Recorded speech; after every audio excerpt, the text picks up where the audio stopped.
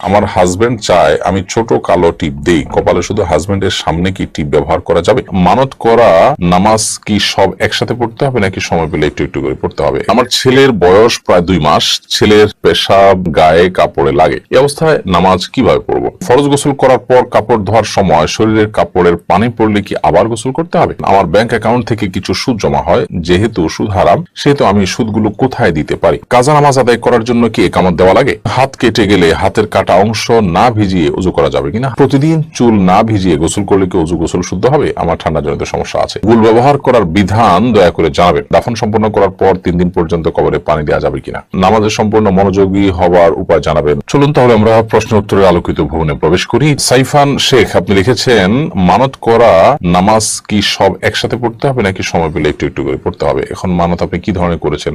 এবং কাজটা হলে আমি এত ওয়াক্ত নামাজ পড়বো, এত রাকাত নামাজ পড়বো, এরকম যদি হয়ে থাকে তাহলে সেক্ষেত্রে এত রাকাত আপনি পড়লেই হবে। একসাথে করার নিয়ত আপনি করেন নাই, অতএব আলাদা আলাদা বিভিন্ন সময় সেটা পড়ে দিলেই আদায় হয়ে যাবে। সাবিহা শান্ত আপনি লিখেছেন, আমার ছেলের বয়স প্রায় 2 মাস, ছেলের পেশাব গায়ে কাপড়ে লাগে, এই অবস্থায় নামাজ কিভাবে পড়বো? ছেলের বয়স যদি 2 মাস হয় এবং পেশাব আপনার গায়ে কাপড়ে লাগে, তাহলে যে জায়গায় লাগবে সেই জায়গায় আপনি হাত ভিজিয়ে সেটার ছিটা আপনি দিয়ে দিতে পারেন। এটি পবিত্র করার একটা প্রক্রিয়া।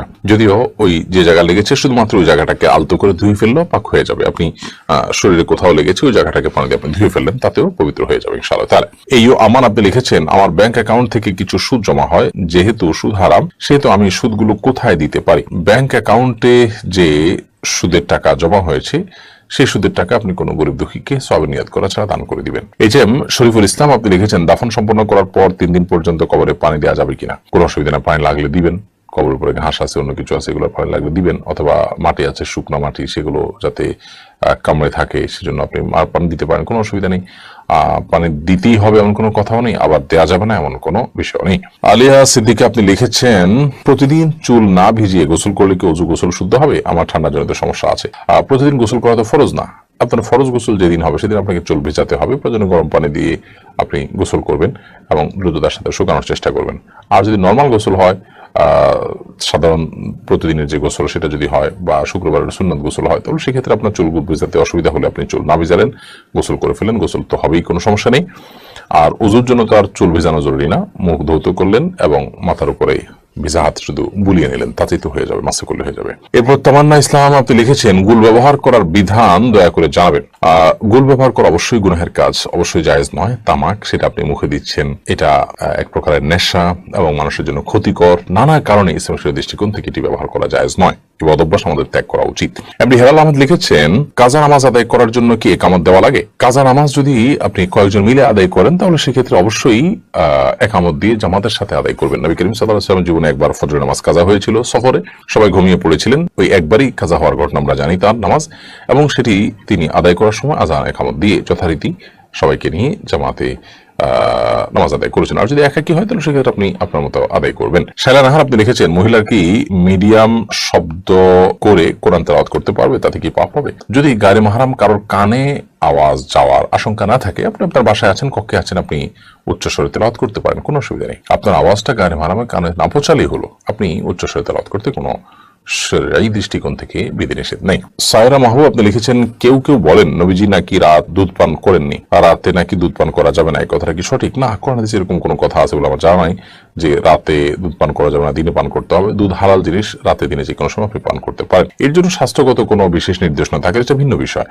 অভিজ্ঞতার আলোকে বা বৈজ্ঞানিক গবেষণা যদি কোনো এর অপকারের দিক প্রমাণ থাকে তাহলে সেটা ভিন্ন বিষয়, সেটা আপনি আমল নিতে পারেন। বাট কোরআন হাদিসের আলোকের কোনো কথা বলা হয়নি যে রাতে দুধ পান করা যাবে না। নবী সাল্লাল্লাহু আলাইহি ওয়াসাল্লাম রাতে করেননি, দিনে করেছেন, রাতে করতে নিষেধ করেছেন, এরকম কোনো কথা নেই। আব্দুল কাইয়ুম আপনি লিখেছেন, নামাজে মন অন্যদিকে চলে গেলে করণীয় কি? নামাজে মন অন্যদিকে চলে গেলে যখনই আপনি টের পেয়েছেন সাথে সাথে মনটাকে ফিরিয়ে আনবেন এবং নামাজের রোকনগুলোকে, রুকু, সিজদা, দাঁড়ানো, বৈঠক, এগুলোকে যত দীর্ঘ করবেন, যত সময় নিয়ে করবেন, তত ইনশাআল্লাহ নামাজের ভিতরে মনোযোগ ধরে রাখা আপনার জন্য সহজ হবে। রিবা আক্তার আয়েশা আপনি লিখেছেন, বিয়েতে দেখা যায় ছেলেকে মেয়ে পক্ষ থেকে স্বর্ণের আংটি দিয়ে থাকে, যেহেতু ছেলেদের স্বর্ণ পরিধান করা নিষিদ্ধ, তাই বিয়েতে ছেলেকে স্বর্ণ দেওয়ার এই প্রচলনটা কতটুকু সঠিক? স্বর্ণের আংটি দেয়া মানে সে পড়বে এমন না, স্বর্ণের আংটি সে বিক্রি করে টাকা নিতে পারে, তার স্ত্রীকে, তার মাকে, বোনকে, অন্য কাউকে দিতে পারে, সে অপশনটা যেহেতু খোলা আছে সেই হিসাবে দেওয়া যায়। আর যদি মনে হয় যে ছেলের ভিতরে সে হিতাহিত জ্ঞান নাই, বরং আংটি দিলে সে নিজেই পড়তে পারে, তাহলে সেক্ষেত্রে এরকম জায়গায় আংটি দেওয়া উচিত না।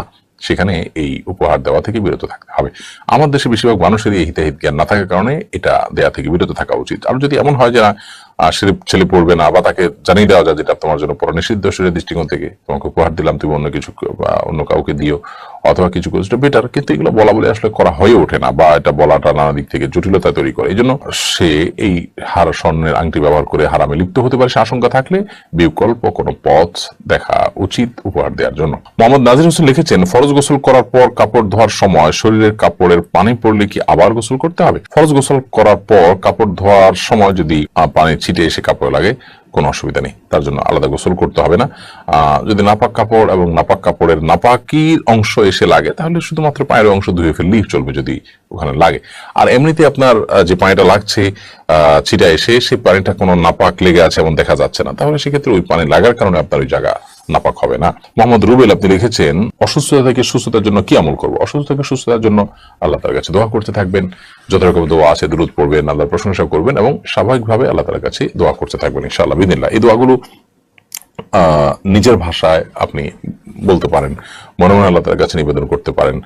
তবে দুরূদ, ইস্তিগফার, দোয়া ইউনুস, এই আমলগুলো করে করে আল্লাহ তাআলার কাছে দোয়া করাটা দোয়া কবুলের ক্ষেত্রে অনেক বেশি সহায়ক ভূমিকা রাখে। এরপরে রুহুল আমিন লিখেছেন, সুন্নাত নামাজের তৃতীয় রাকাত ও চতুর্থ রাকাতে সূরা ফাতিহার সাথে অন্য কোন সূরা মিলাতে হবে কিনা? সুন্নাত নামাজের তৃতীয় এবং চতুর্থ রাকাতে সূরা ফাতিহার সাথে অন্য কোন সূরা মিলাবেন কিনা, ফুকাহাদের মধ্যে একাধিক মত আছে এই বিষয়ে। তবে আপনার 4 রাকাত বিশিষ্ট যে সমস্ত সুন্নাত নামাজগুলো আছে সেগুলো অনেক ফুকাহাদের মধ্যে 2 রাকাত করে পড়া উচিত। 4 রাকাত একসাথে পড়েন তাহলে সূরা ফাতিহার সাথে অনেক ফুকাহাদের মতেই আপনি অন্য সূরা মিলাবেন।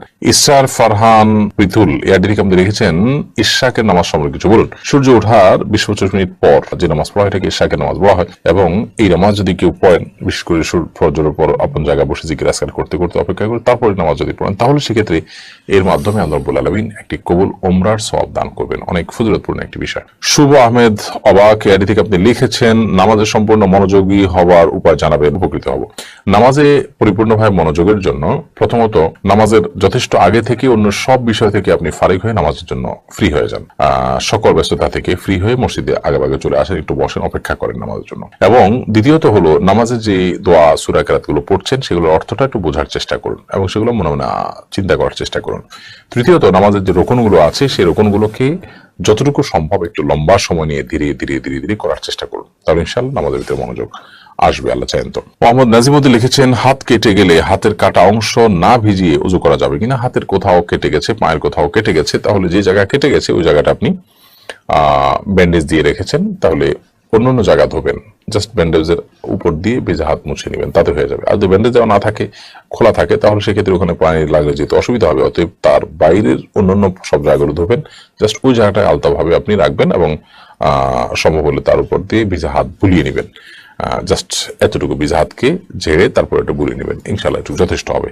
আবার আপনার যদি কষ্ট হয় এইভাবে একদম লাগায় লাগায় আপনাকে ডলতে হবে এমনটা জরুরি না। আমার হাজবেন্ড চায় আমি ছোট কালো টিপ দেই কপালে, শুধু হাজবেন্ডের সামনে কি টিপ ব্যবহার করা যাবে? আপনি হাজবেন্ডের সামনে সৌন্দর্যের জন্য অবশ্যই টিপ ব্যবহার করতে পারেন, তিনি যদি ছোট কালো টিপ দিতে পারেন কোনো অসুবিধা নেই, এটা দিতে পারেন।